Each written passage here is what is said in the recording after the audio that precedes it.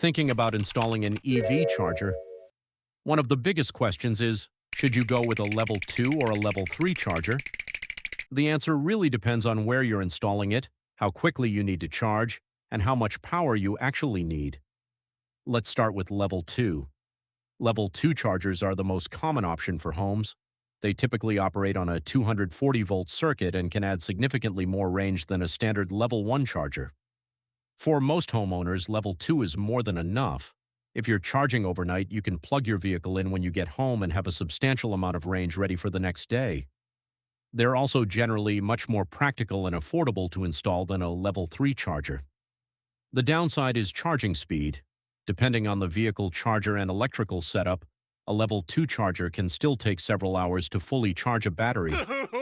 But for everyday residential charging, that usually isn't a problem. Then you have level 3, also known as DC fast charging. These chargers are designed for much faster charging and can add a large amount of range in a relatively short amount of time. That makes them ideal for places like commercial parking lots, businesses, fleets, dealerships, and other locations where vehicles need to get back on the road quickly. The trade-off is that level 3 installations are significantly more complicated and expensive.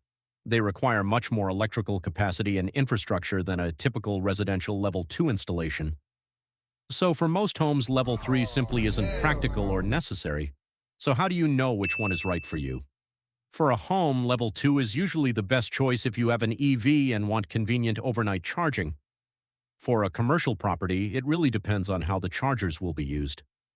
If customers or employees are parking for several hours, level 2 may be ideal.